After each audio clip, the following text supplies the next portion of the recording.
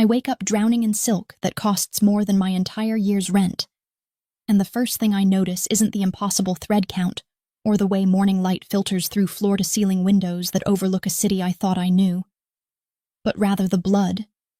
dried and dark beneath my fingernails, crusted in the creases of my knuckles, painting half-moons of crimson evidence that something terrible has happened, though my mind feels like shattered glass, and I can't quite piece together all the fragments of last night into something coherent. The diamond necklace resting against my collarbone feels like a noose made of starlight, heavy and cold and utterly foreign, because yesterday I was Aria Moretti, who wore costume jewelry from street vendors and convinced herself that cubic zirconia held its own kind of beauty. And today I'm apparently someone who wears stones that could feed a family for months. And the dissonance between these two versions of myself makes my stomach turn in ways that have nothing to do with the throbbing ache that radiates from my ribs with every shallow breath I take. My body catalogs the damage before my mind can catch up.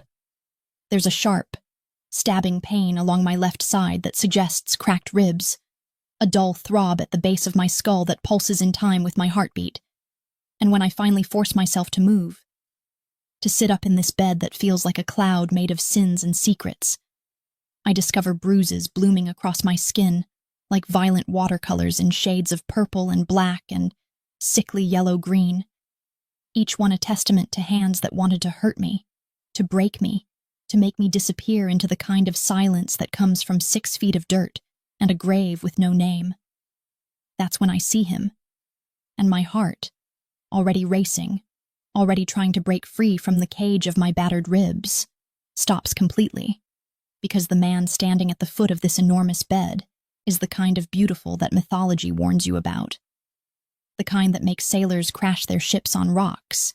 and makes smart women do catastrophically stupid things, all 6'4" of lethal grace poured into a 3-piece suit that probably costs more than my art history degree. And everything about him screams danger in a language my body understands even if my traumatized mind is still struggling to translate. His hair is dark as a moonless night,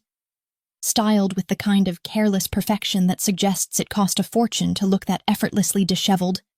And his eyes, God. His eyes are the color of espresso, so dark they're nearly black, holding depths that promise both salvation and damnation depending on which side of his mercy you find yourself standing on. And right now, those eyes are fixed on me with an intensity that makes me feel simultaneously protected and completely exposed, like he can see through all my carefully constructed walls, straight down to the terrified, traumatized core of who I really am. "You're awake," he says, and his voice is exactly what I imagine death would sound like if death wore expensive cologne and knew how to make a woman's pulse race for all the wrong reasons. Smooth and deep, and wrapped in an accent that speaks of old money and older violence, the kind of voice that could order someone's execution over morning espresso, and then discuss the weather without missing a beat. I want to speak. Want to demand where I am and who he is, and what the hell happened to me. But my throat feels like I've swallowed broken glass mixed with desert sand. And when I try to form words, all that emerges is a pathetic, rasping sound that makes his expression shift into something that might be concern if men like him were capable of such pedestrian emotions. He moves with the fluid grace of a predator, crossing the distance between us in 3 long strides that eat up the space of this bedroom that's larger than my entire apartment, and before I can even think about being afraid, though fear is definitely lurking somewhere beneath the confusion and pain and bone-deep exhaustion, he's pressing a glass of water into my trembling hands, his fingers brushing against mine in a touch that sends electricity racing up my arm, despite every logical reason why I should recoil from this stranger who has me in his domain. "Drink slowly," he instructs, and there's something in his tone that suggests he's used to being obeyed, that commands fall from his lips like natural law, and the universe bends to accommodate his will.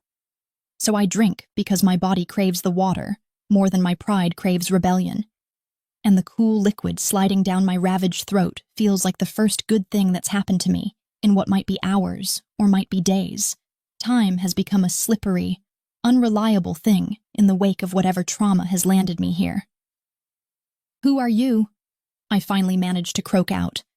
my voice sounding nothing like the confident, capable woman I was 24 hours ago, sounding instead like something broken and barely holding together. And I hate the weakness in those 3 words almost as much as I hate the way my hands are shaking so badly that water sloshes over the rim of the glass. Dante Salvatore, he says, as if that name should mean something to me, as if those syllables should make me understand everything. And maybe they would if I existed in the world he clearly inhabits. But I'm just Aria Moretti, a nobody with a worthless art history degree working as a glorified secretary at a gallery that launders more money than it sells paintings. And men like him exist in a stratosphere so far above my pay grade that we might as well be different species. But then something clicks in my fragmenting memory, because even I, sheltered and naive and so stupidly blind to what was happening right under my nose, have heard whispers of that name, have overheard conversations that died the moment I entered a room, have seen the way certain men would go pale and quiet when that surname was mentioned in hushed tones that carried the weight of reverence and terror in equal measure. Dante Salvatore, the king of the city's underworld, the man who controls everything from the docks to the diamond district, whose word is law in places where actual law fears to tread, and whose reputation for cold, calculated violence is matched only by his reputation for protecting what belongs to him with a ferocity that makes examples of anyone foolish enough to test his boundaries.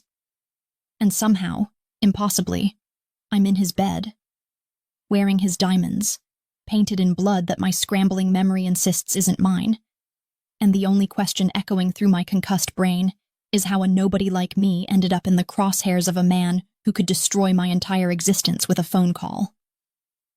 I know what you're thinking, he continues, settling himself into a leather chair positioned beside the bed,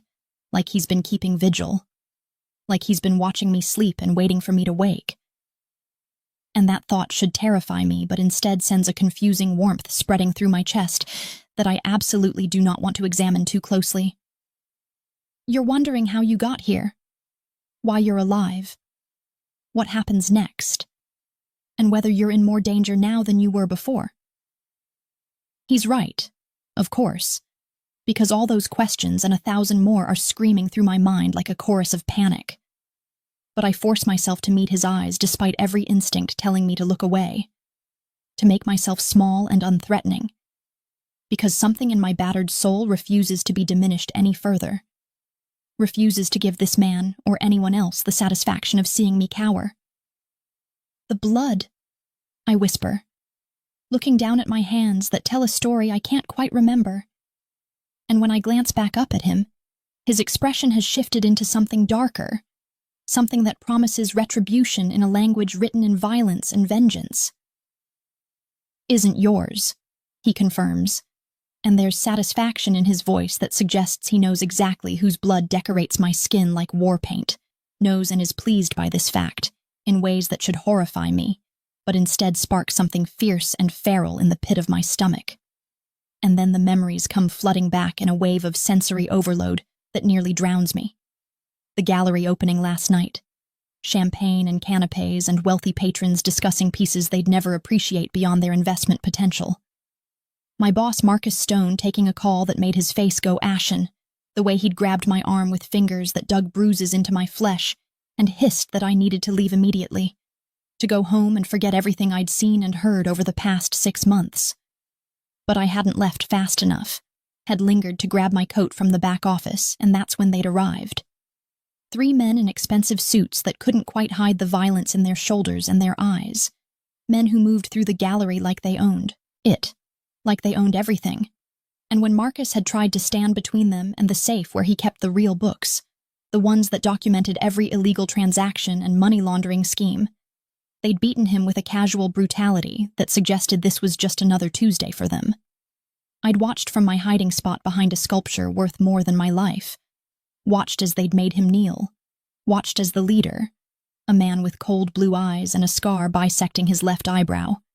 had put a gun to Marcus's head and pulled the trigger without even a flicker of emotion crossing his face.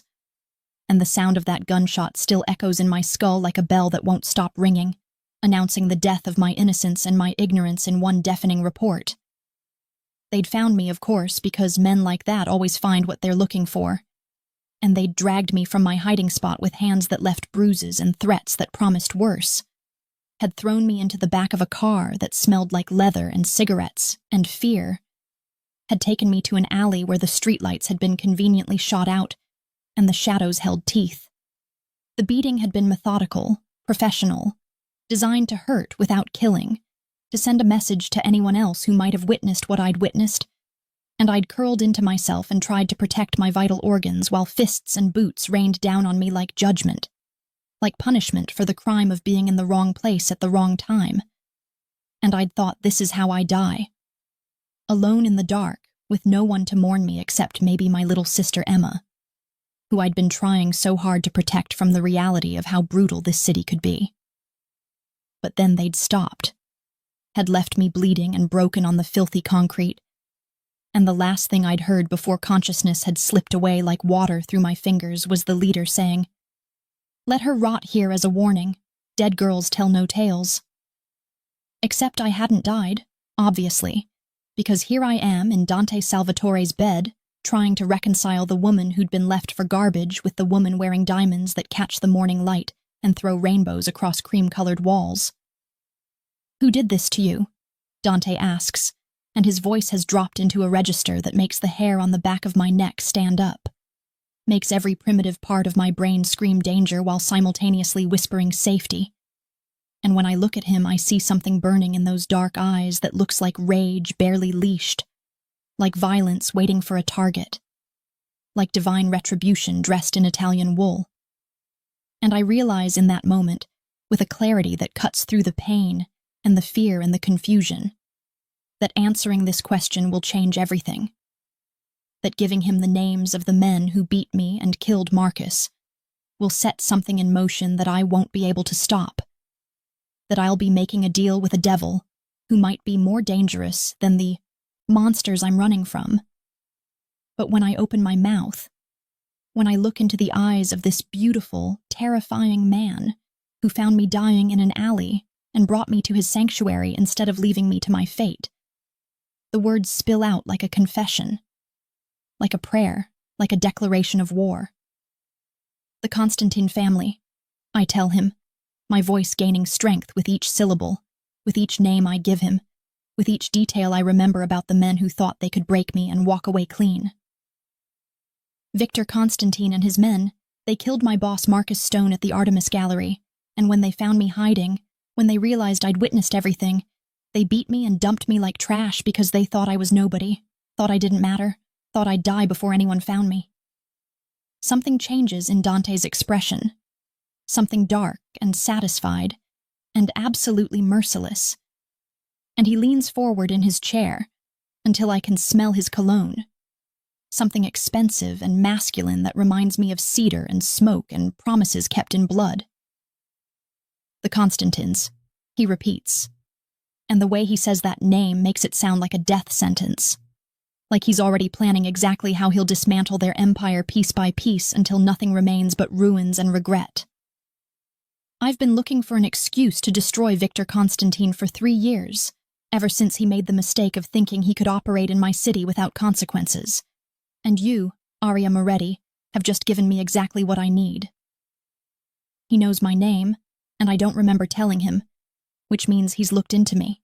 has probably learned everything there is to know about my unremarkable life in the hours while I was unconscious.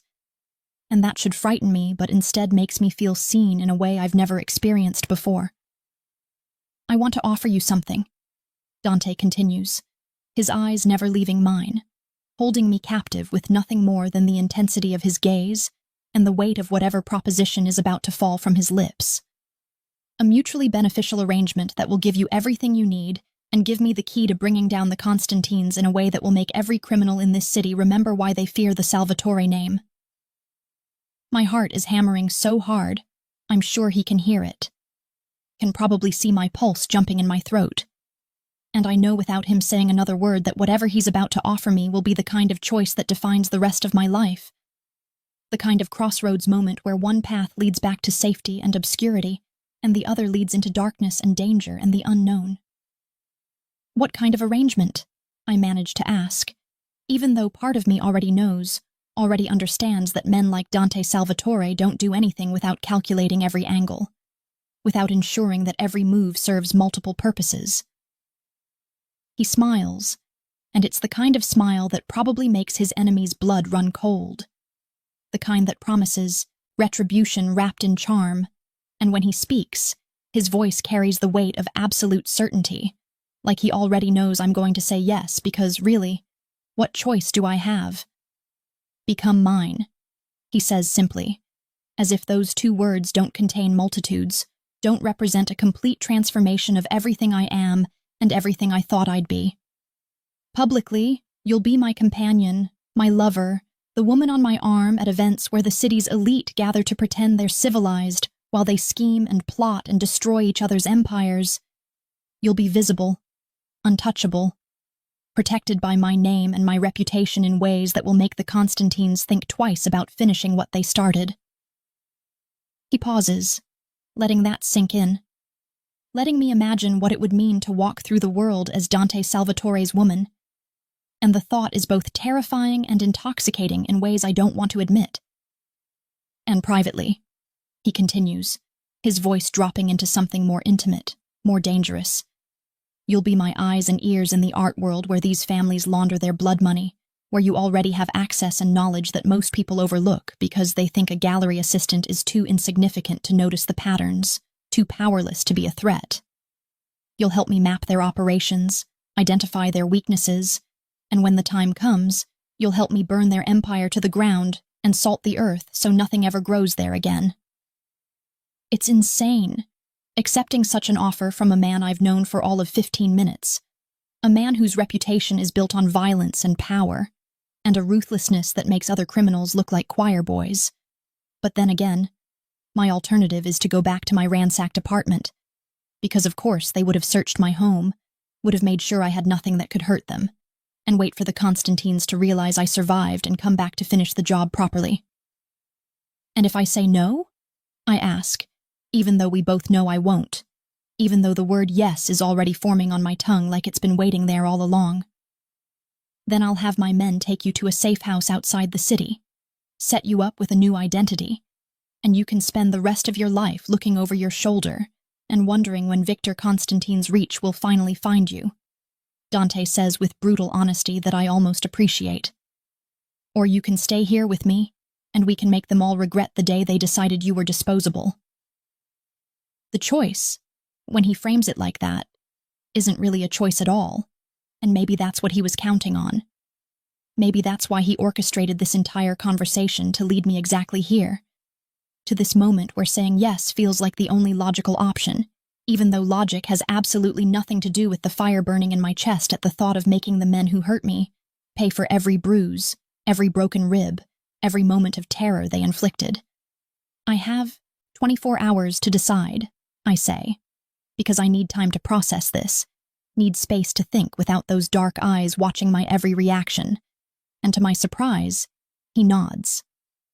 24 hours, he agrees, standing with that predatory grace that makes every movement look like a calculated threat. My driver will take you wherever you need to go, and you'll have protection watching you every moment, because the Constantines may already know you survived, and if they see you moving around the city without protection, they'll strike before you can make your decision. He moves toward the door, then pauses, looking back at me with an expression I can't quite read. Something that might be respect, or might be calculation, or might be some combination of the two. For what it's worth, Arya, I'm sorry for what they did to you, he says, and the sincerity in his voice catches me off guard. Makes me believe that maybe beneath all the violence and the power plays, there's something human still living in Dante Salvatore. No one deserves to be thrown away like garbage, and the fact that you're still breathing, still fighting, still strong enough to look me in the eye and negotiate after everything you've been through tells me you're exactly the kind of woman who could survive in my world. And then he's gone, leaving me alone in this bedroom that feels like a golden cage, and I force myself out of bed despite the way my body screams in protest, make my way to the floor-to-ceiling windows that offer a view of the city spread out below, like a glittering promise of everything I've never had and everything I might lose. I catch my reflection in the glass, bruised, battered, wearing a dead man's blood and a crime lord's diamonds, and I barely recognize the woman staring back at me, because somewhere between being left for dead and waking up in Dante Salvatore's bed, something fundamental has shifted inside me. Something that whispers I don't have to be a victim anymore, that I could be something else entirely if I'm brave enough to reach out and take it. 24 hours to decide between safety and vengeance, between obscurity and power, between the woman I was and the woman I could become. And as I stand there watching the sun rise over a city that tried to break me, I realize with crystalline clarity that my decision was made the moment Victor Constantine's boot connected with my ribs, the moment they left me bleeding in that alley, the moment Dante Salvatore asked me who did this, and looked at me like I was worth saving. I touch the diamonds at my throat, feel the weight of them like a promise or a threat, and I know with absolute certainty that when those 24 hours are up, I'm going to walk back into this penthouse and tell Dante Salvatore yes, and together we're going to make every man who thought I was disposable learn the hardest lesson of their miserable lives. That sometimes the women you try to bury come back as something far more dangerous than you ever imagined, and by the time dawn breaks on whatever comes next, they're all going to regret the day they underestimated Aria Moretti. The 24 hours Dante gave me to make my decision evaporate like morning mist under a merciless sun, and I spend most of that time in a tiny cafe 3 blocks from my apartment, nursing cup after cup of coffee that tastes like burnt regret while I watch the door with the kind of paranoia that comes from knowing someone wants you dead and has already proven they're willing to follow through on that desire. My apartment, when I finally work up the courage to return to it, escorted by one of Dante's silent, intimidating guards, who introduces himself only as Marco and treats me with the kind of distant professionalism that suggests he's babysat plenty of his boss's projects before. Looks like a hurricane made of malice, and thorough investigation has torn through every room, with drawers pulled out and emptied across the floor, cushions sliced open to spill their stuffing, like the guts of small animals, and my few precious possessions scattered and broken in ways that feel personal. Like whoever searched this place wanted to make sure I understood that nowhere is safe, that they can reach me anywhere, that my entire life is nothing more than paper they can crumple and discard whenever they choose. But it's the note that really drives the message home. The single piece of paper laid carefully on my ransacked bed, like a love letter from death itself, with words written in blocky, masculine handwriting that promise things far worse than the beating I already endured. Dead girls tell no tales, but we're willing to make sure you understand exactly how dead you should have stayed before we finish the job properly. Marco reads the note over my shoulder with an expression that suggests he's seen this kind of threat 1,000 times before, has probably delivered similar messages himself in service to Dante's empire, and when he looks at me with those cold, assessing eyes that remind me of winter storms, I see the exact moment he decides I'm not going to run, not going to collapse, not going to be the hysterical, terrified victim the Constantines expect me to be. "The boss said you have until sunset to decide," Marco says in a voice that carries the faint trace of an accent I can't quite place, something Eastern European mixed with years of living in America. And there's no judgment in his tone when he adds, "But if you're smart," which I think you are despite the fact that you worked in a gallery owned by a man laundering money for 3 different crime families without apparently noticing, you'll call him right now and tell him you're ready to accept his offer, because that note means they know you survived, and they're planning something that will make your beating look like a friendly warning. He's right, of course. And the last fragile threads of my hesitation, the part of me that still believed I could maybe run, could maybe disappear into some other city and build some other life where men like Victor Constantine and Dante Salvatore don't exist, snap like overextended rubber bands, and I find myself reaching for the phone Dante left with me, the sleek black device that has exactly 1 number programmed into it, and my hands are steadier than they should be when I press the call button and wait through 2 rings before that velvet-wrapped death voice answers with a single word that sounds like both a question and a command. "Arya," he says, my name in his mouth doing strange things to my nervous system that I absolutely refuse to analyze right now, and I can hear something in the background that sounds like men speaking in rapid Italian. The clink of glasses. The ambient noise of power being wielded in expensive restaurants, where the elite gather to pretend they're civilized, while they plot each other's destruction. "I'm in," I tell him, surprised by how strong my voice sounds, how certain, how much like a woman who knows exactly what she's doing even though I feel like I'm throwing myself off a cliff and hoping someone catches me before I hit the rocks below. They came to my apartment,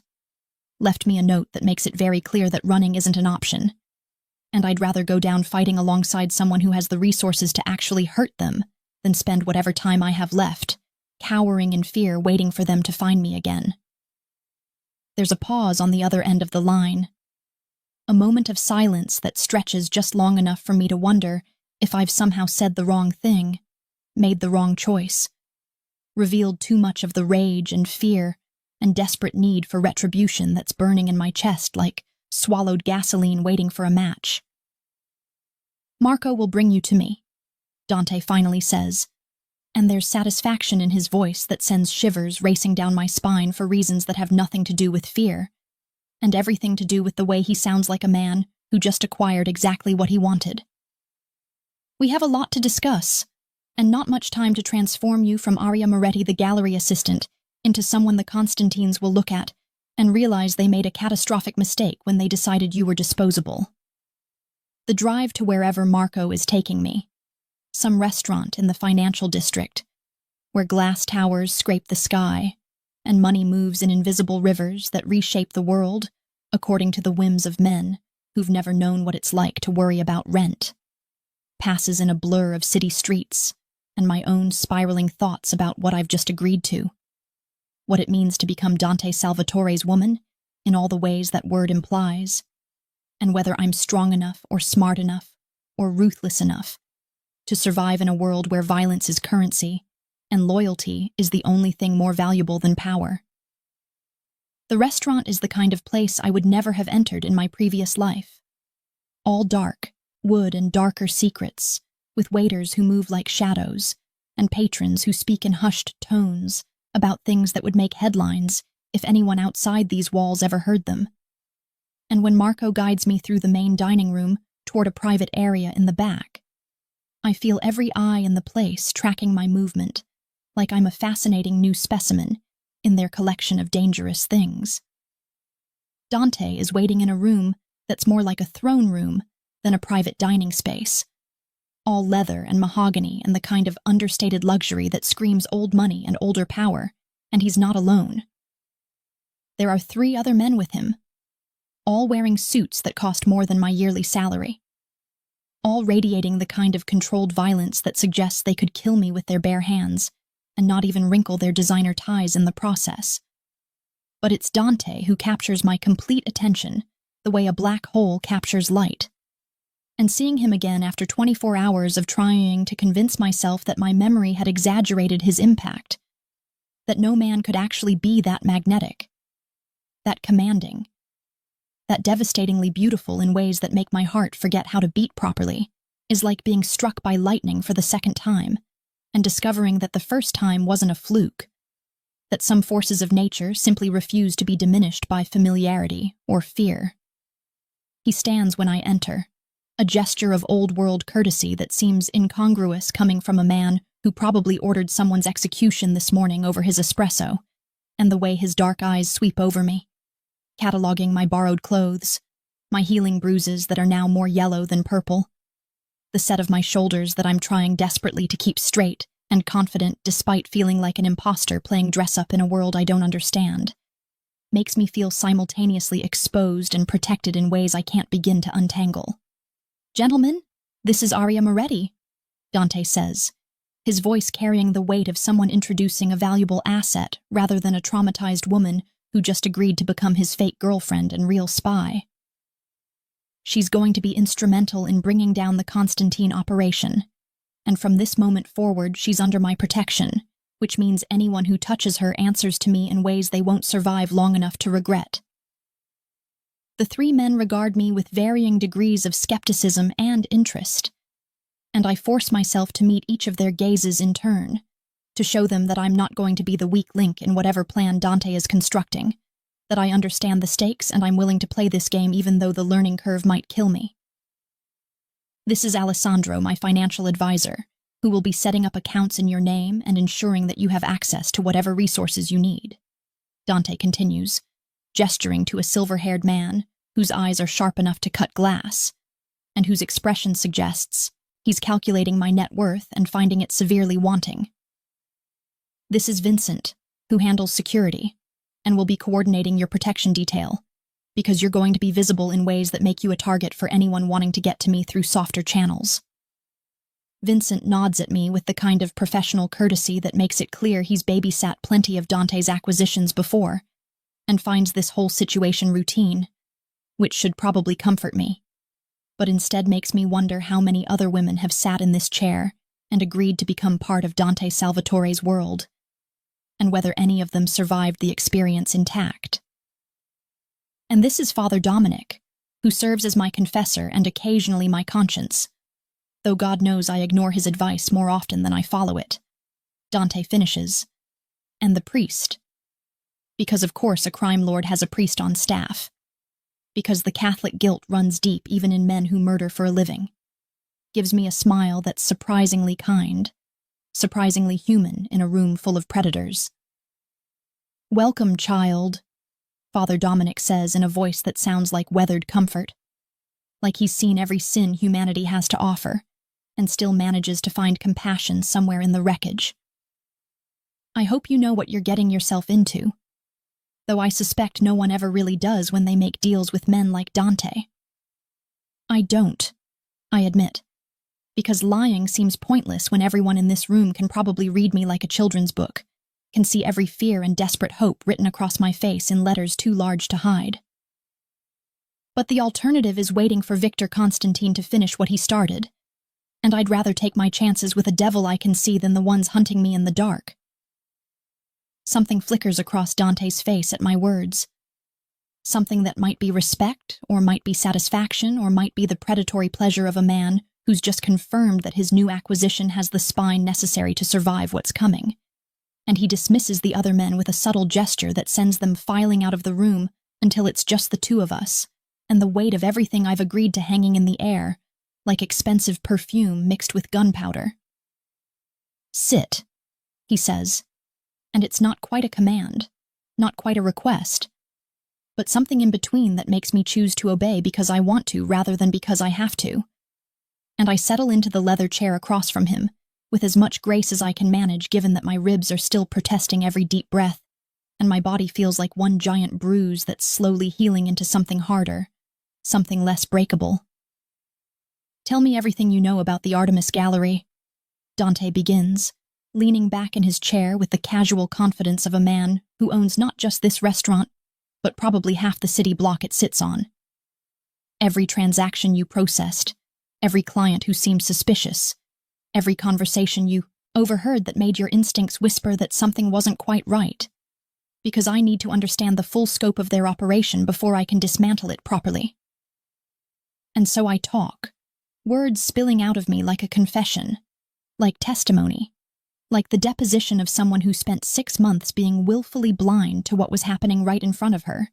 because acknowledging it would have meant admitting that her boring, safe job was actually a front for money laundering and art fraud on a scale that serves multiple crime families.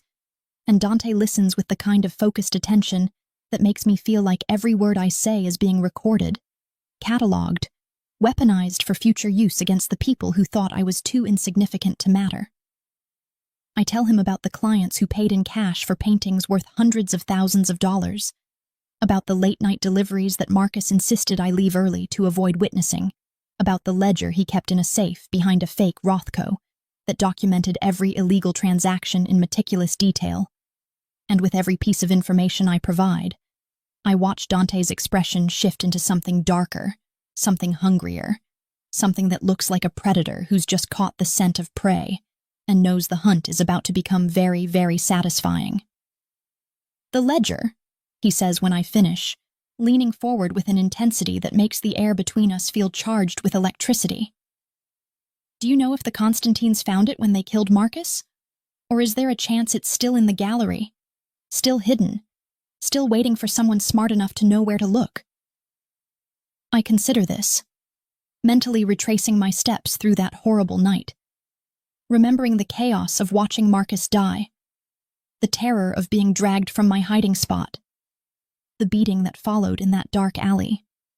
and I realize with sudden, crystalline clarity that in all the chaos, I never saw anyone open the safe,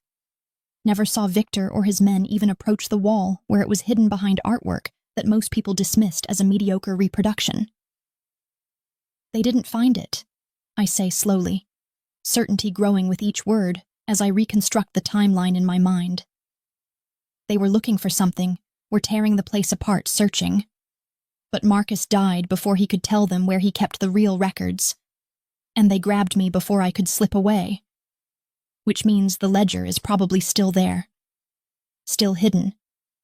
still containing every piece of evidence needed to prove that the Constantines have been using the Artemis Gallery to launder money from their drug operations and human trafficking ventures." Dante's smile when I finish speaking is the kind of expression that probably makes his enemies lose sleep, the kind that promises retribution dressed up in legal paperwork and legitimate business dealings that will destroy lives without ever getting his hands dirty. And I realize that I've just given him exactly what he needs to bring down Victor Constantine in a way that won't just kill the man, but will dismantle his entire empire, seize his assets, turn his allies against him, and leave him with nothing but the memory of how it felt to be untouchable before a woman he tried to throw away became his downfall. "We're going to retrieve that ledger," Dante announces, standing with the kind of decisive energy that suggests plans are already forming, strategies being calculated, pieces being moved on a chessboard I can barely see. "But first,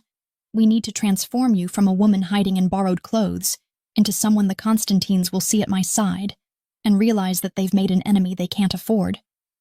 That touching you was the single most expensive mistake of their criminal careers." He leads me out of the restaurant and into a car that probably costs more than my parents' house, and the driver takes us through the city toward the kind of shopping district where windows display single items that cost 5 figures,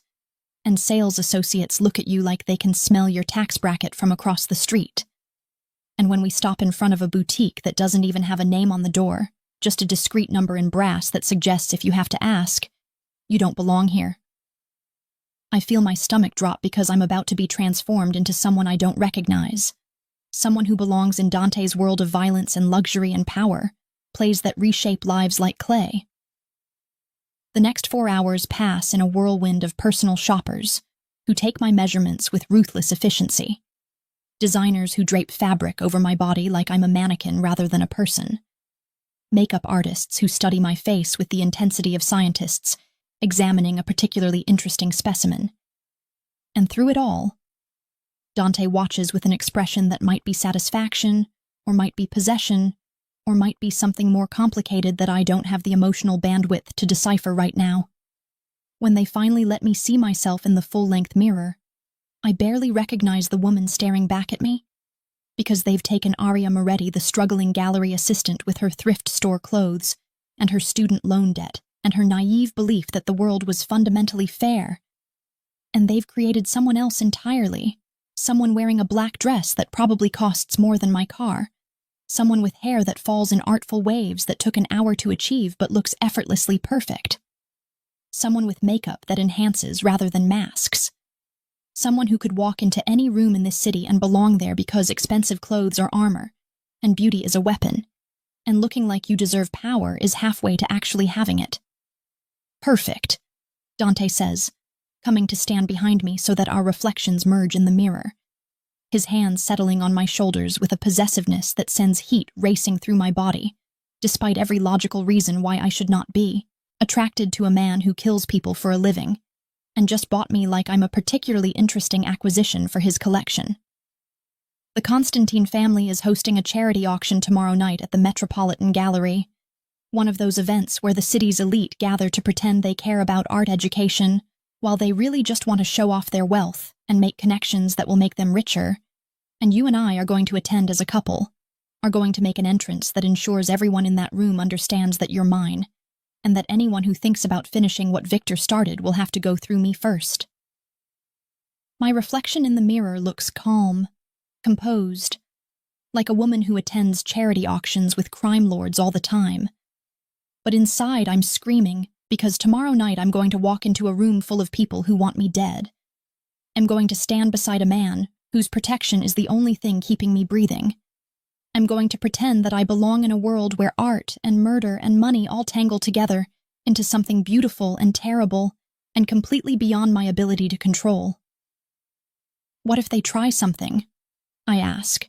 my voice steadier than I feel, and in the mirror I watch Dante's expression shift into something cold and absolutely merciless. Then they die, he says simply, like it's the most natural thing in the world, like violence is just another transaction in the currency of power.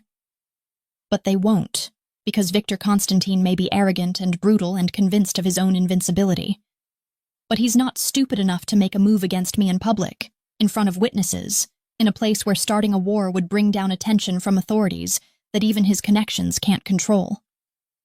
He turns me to face him, his hands framing my face with a gentleness that seems incongruous coming from someone capable of such casual brutality. And when he looks at me, really looks at me, I see something in his eyes that might be admiration,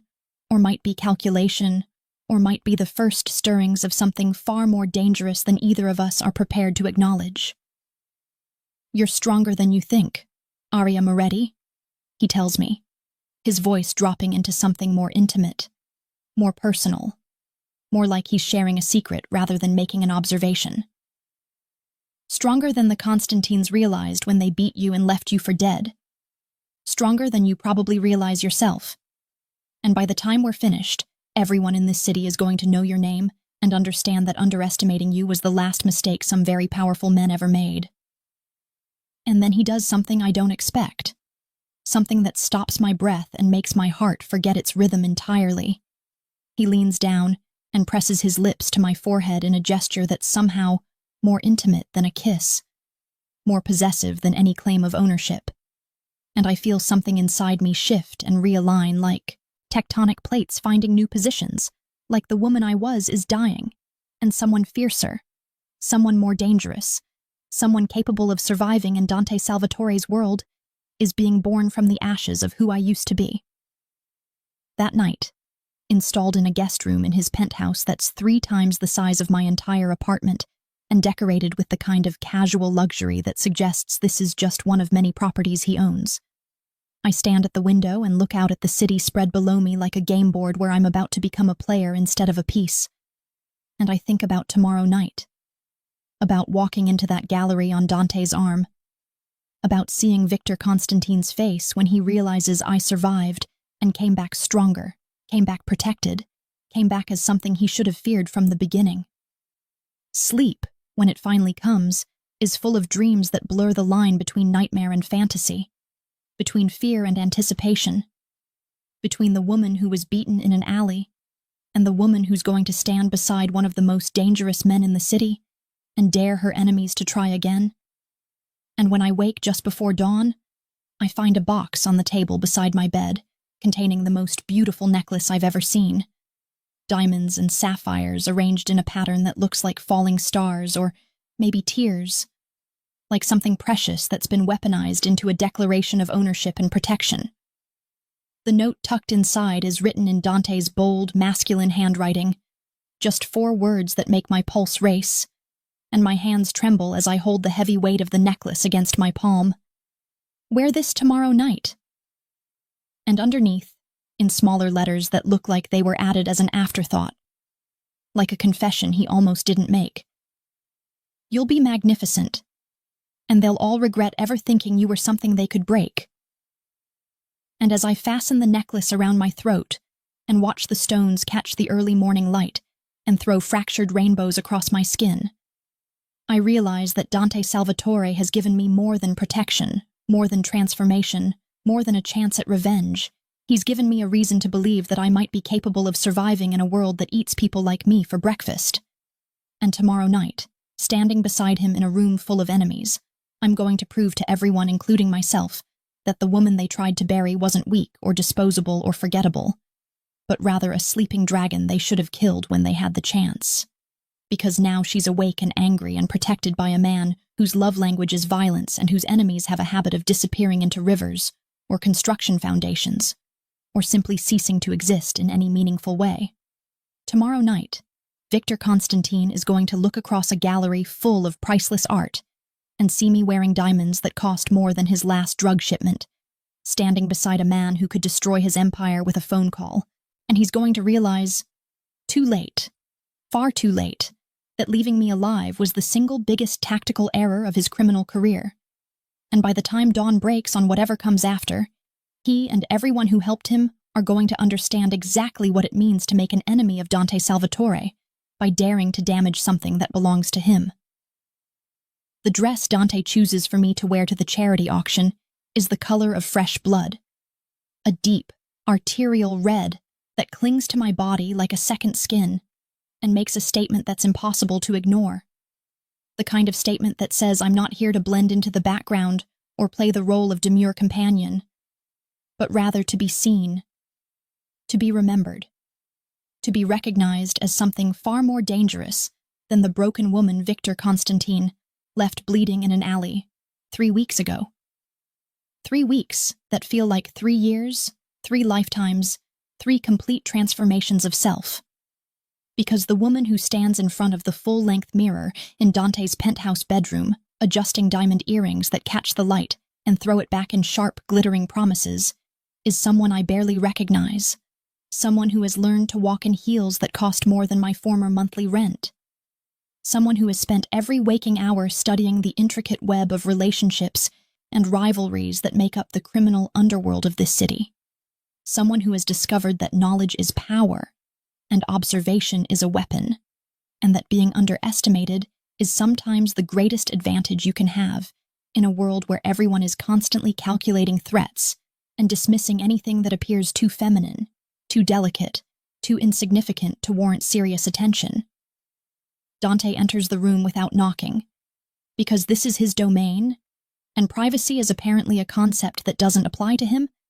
And when his eyes land on me in this dress that transforms me from a person into a statement, I watch something shift in his expression,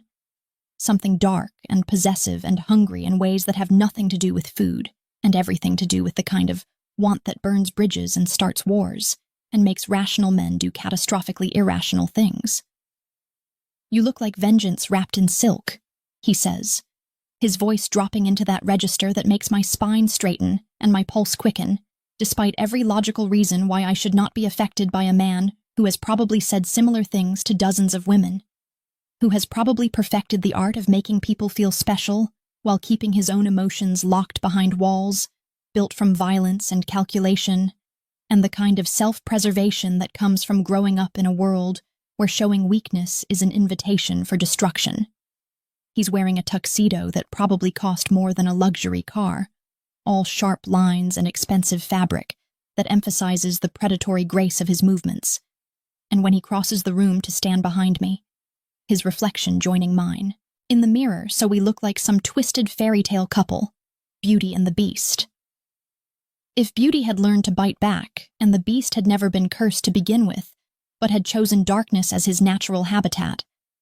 I feel the heat of him radiating through the minimal space between our bodies like a promise of things I shouldn't want, but desperately do. His hands settle on my bare shoulders, fingers tracing the line of my collarbone with a gentleness that seems impossible from someone whose hands have definitely ended lives. And when he fastens the sapphire and diamond necklace around my throat, the one he left for me with that note that I've read approximately 400 times trying to decode the subtext, the weight of it feels like a collar, like a claim, like a declaration to everyone at the auction that I belong to Dante Salvatore in ways that supersede logic or safety or any reasonable approach to self-preservation. "Are you ready for this?" he asks, meeting my eyes in the mirror, and I can see the genuine question beneath the casual tone, the acknowledgement that what we're about to do, walking into a room full of people who either want me dead, or want to use me, or want to figure out exactly what kind of threat I represent, is dangerous in ways that have nothing to do with physical violence, and everything to do with the kind of psychological warfare that happens in spaces where the elite gather to pretend they're civilized, while they sharpen their knives and plan each other's downfall. No, I answer honestly,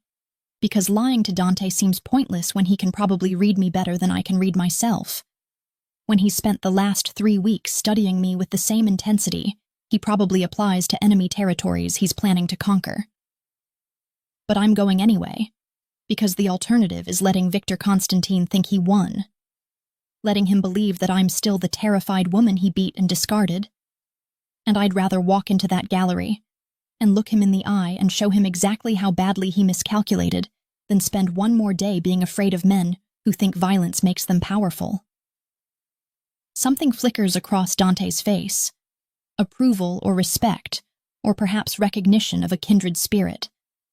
Someone else who has learned that fear is just another emotion to be weaponized, to be controlled, to be transformed into fuel for the kind of cold rage that achieves objectives rather than just making noise. And he turns me to face him with hands that are somehow both gentle and inexorable, giving me the illusion of choice while making it clear that he's going to touch me, going to claim this moment, going to seal whatever bargain we've made with something more binding than words.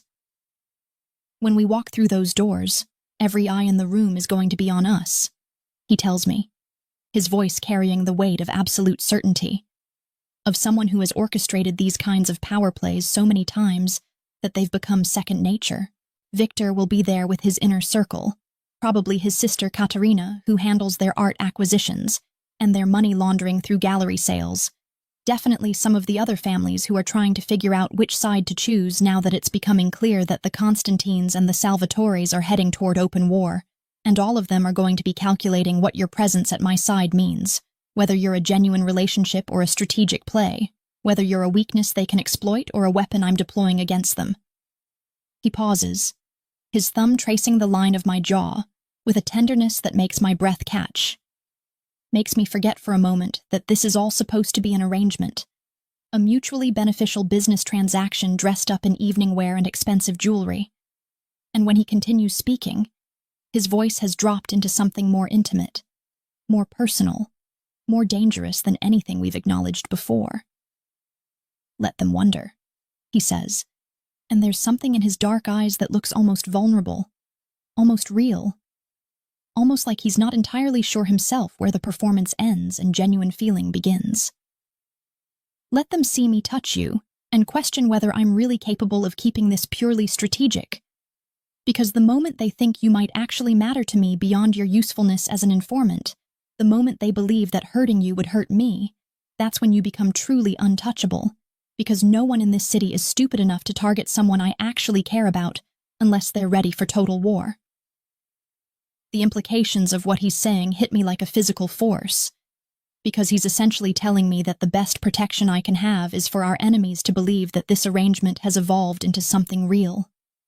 something that would make Dante Salvatore, a man famous for his cold calculation and his ability to make decisions based purely on strategic advantage rather than emotional attachment,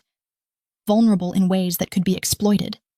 And the twisted logic of it makes perfect sense in the upside-down world I now inhabit,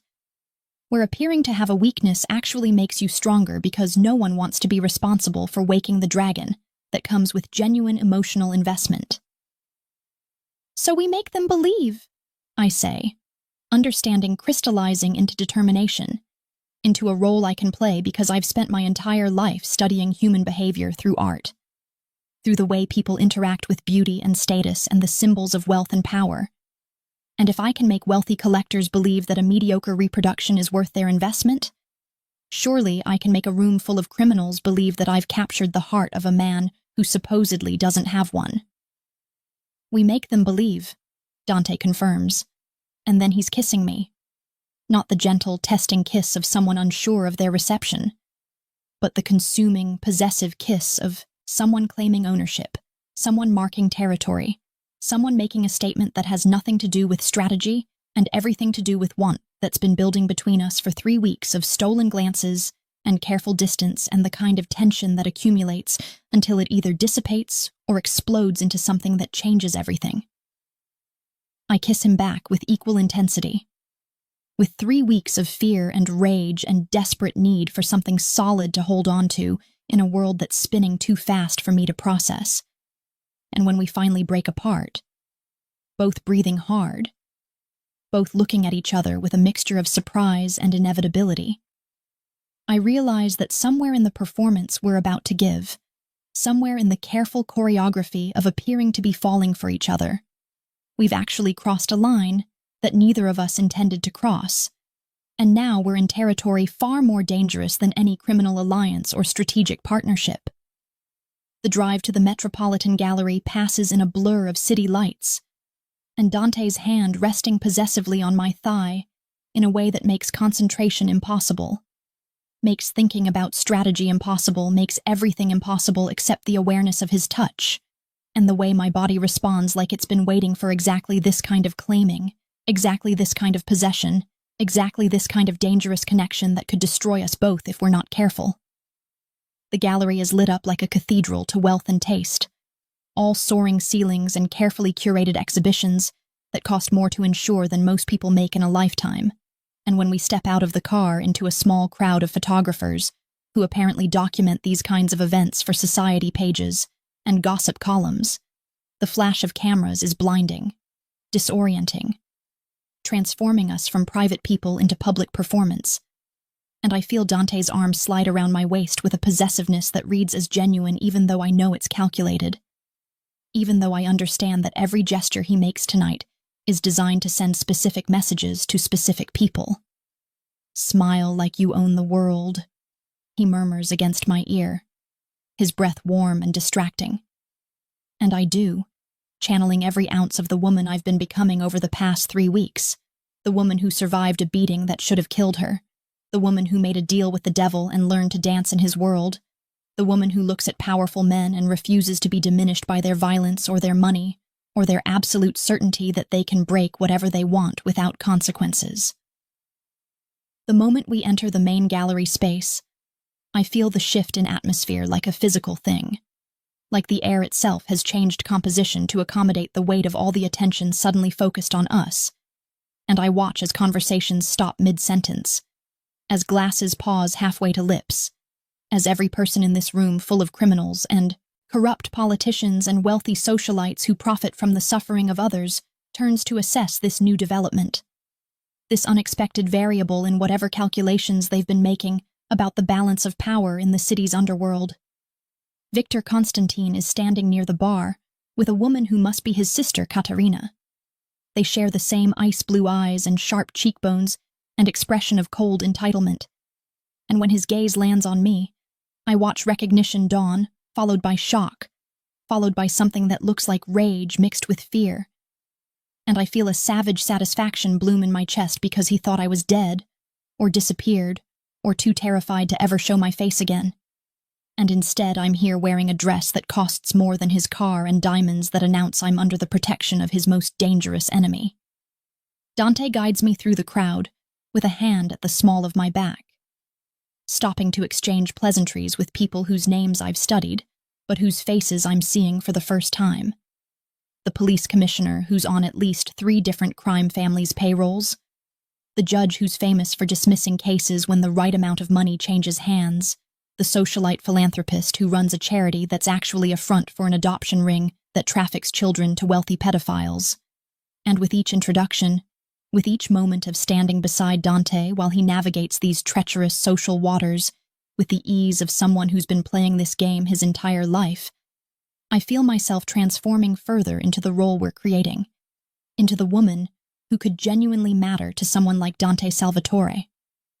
We're examining a Caravaggio that's supposedly being auctioned for charity, but is actually a way for various criminal enterprises to move money through legitimate-looking art transactions when I feel someone approach from behind, feel the particular quality of attention that suggests danger. And when I turn, Victor Constantine is standing there with his sister, both of them studying me like I'm a particularly interesting puzzle they're trying to solve, like they can't quite reconcile the broken woman they left for dead with the polished, protected woman standing before them now. "Dante," Victor says, his voice carrying that particular tone of false cordiality that men like him use when they're trying to maintain a veneer of civilization while they plot murder. And his eyes slide to me with an assessment that makes my skin crawl, despite the fact that I'm standing beside the most dangerous man in the city. "I see you've acquired a new companion. How unexpected,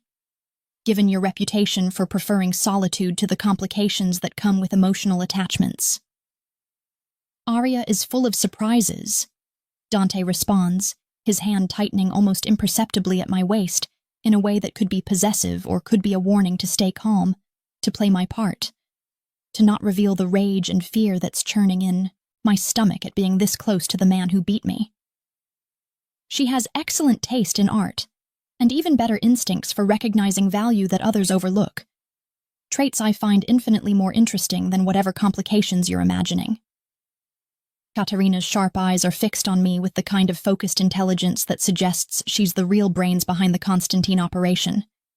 That Victor might be the face and the muscle, but she's the one who actually runs the business. And when she speaks, her voice is cultured, educated, far more dangerous than her brother's obvious brutality. "We met once before, didn't we?" Katerina says, and there's something in her tone that suggests she knows exactly who I am, knows exactly what happened, is perhaps even the one who ordered the beating in the first place because she recognized that I was paying too much attention to transactions at the Artemis Gallery. "At Marcus Stone's gallery, before that unfortunate incident, you were his assistant, if I remember correctly, always hovering in the background taking notes and processing sales, and now here you are, transformed so completely that one might almost not recognize you." The threat in her words is subtle but unmistakable. The implication that she knows exactly what I witnessed, exactly what I know, exactly how much danger I represent to their operations. And I feel my pulse spike with fear that I have to actively suppress because showing weakness now would be catastrophic, would undermine everything Dante and I are trying to establish, would mark me as a target that even his protection might not be able to shield. "Marcus was a good teacher," I respond, keeping my voice steady, channeling every ounce of the confidence I've been building over 3 weeks of studying how to survive in this world. "He taught me to pay attention to details that others miss, to see patterns in transactions that reveal underlying truths, to understand that art is never just about beauty, but about value and power, and the stories people tell themselves about why they deserve to possess beautiful things, lessons that have proven far more valuable than I initially realized." The look that passes between Victor and Katerina is pure calculation, pure threat assessment, pure recognition that I'm not the disposable witness they thought they'd eliminated, but rather someone who has somehow aligned herself with their most dangerous enemy and might have access to information that could destroy them. And I watch Dante's expression shift into something cold and absolutely merciless as he steps slightly in front of me, in a gesture that's both protective and possessive. "If you'll excuse us," Dante says with a tone that makes it clear this isn't a request. "Arya and I have several pieces we want to examine before the auction begins, and I'm sure you both have your own interests to pursue. Though I'd recommend being very careful about which pieces you choose to bid on tonight, because I've made it my personal mission to ensure that certain operations can no longer use art transactions to launder their blood money, and anyone who insists on continuing those practices is going to find themselves facing consequences that extend far beyond financial loss." It's a declaration of war wrapped in polite society language, a threat delivered with a smile that doesn't reach his eyes, and as Dante guides me away from the Constantines toward another section of the gallery, I can feel Victor's gaze boring into my back like a physical weight, like a promise of violence deferred but not forgotten. And I know with absolute certainty that leaving the auction alive tonight is not guaranteed, that we've just escalated a conflict that was already dangerous into something that could explode at any moment. "That went well," I managed to say with a humor I don't feel, and Dante's hand at my back slides up to my shoulder, pulling me closer against his side in a gesture that could be comfort, or could be strategy, or could be both. You did perfectly, he tells me, and there's genuine pride in his voice that makes something warm unfurl in my chest despite the fear and adrenaline coursing through my system. You stood your ground, matched her intelligence with your own, made it clear that you're not some helpless victim they can dismiss, and now they're going to spend the rest of the night trying to figure out exactly how much you know and exactly how much of a threat you represent, which means they're not focused on whatever else I have planned. Before I can ask what else he has planned, before I can process the implications of being used as a distraction for some larger strategy, a new voice interrupts our conversation. A woman's voice, low and smoky and carrying the kind of confidence that comes from years of being desired and feared in equal measure. Dante, darling, I heard rumors you'd found yourself a new plaything, but I had to see for myself whether the reports were exaggerated, the woman says. And when I turn, I'm confronted with possibly the most beautiful woman I've ever seen in person. All dark hair and darker eyes and curves poured into a dress that probably violated several decency laws, moving with the kind of predatory grace that suggests violence wrapped in feminine packaging. Isabella, Dante says, and something in his tone makes my stomach clench with a jealousy I have absolutely no right to feel, especially when the woman, Isabella, slides up to him with a familiarity that speaks of intimate history, of bodies that know each other, of a connection that predates whatever arrangement he and I have cobbled together. I thought you were in Milan handling the Rossi situation. The Rossi situation handled itself when Luca decided that embezzling from the family accounts was worth risking his life. Isabella responds with a shrug that suggests murder is just another business transaction. And then her attention shifts to me, with an assessment that makes Victor's earlier scrutiny look friendly by comparison.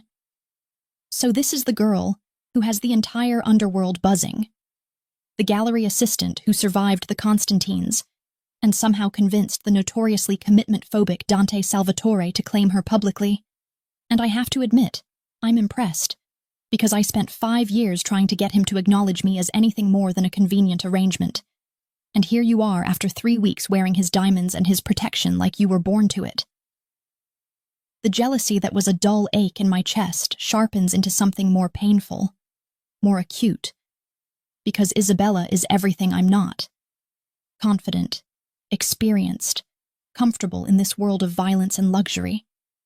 And the history between her and Dante is written in the way she touches his arm with casual possession, in the way she looks at him with knowledge that goes beyond surface attraction, in the way she makes me feel like an interloper in a relationship that might not be current, but is definitely not finished. Isabella is one of our best operatives, Dante explains, his voice carefully neutral in a way that makes me certain there's emotion he's suppressing. She handles situations that require a particular combination of charm and lethality, and she's also someone who understands that business and pleasure are best kept separate, which is why our arrangement ended years ago on terms that allowed us to maintain a productive working relationship. Of course, Isabella says with a smile that doesn't quite reach her eyes, and when she looks at me again, there's something in her expression that might be warning,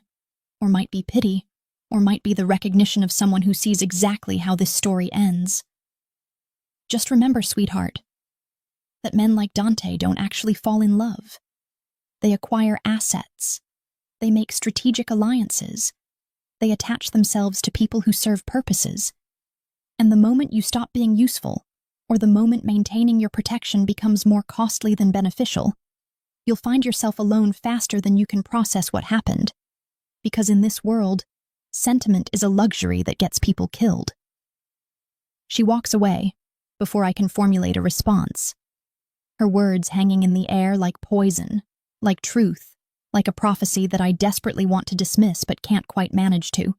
because there's a part of me, the rational part that hasn't been completely seduced by Dante's protection and his kisses and the way he makes me feel like I matter, that knows she's right, that knows this arrangement has an expiration date, that knows I'm playing a game where the stakes are my life and my heart and possibly my soul, and losing means more than just death.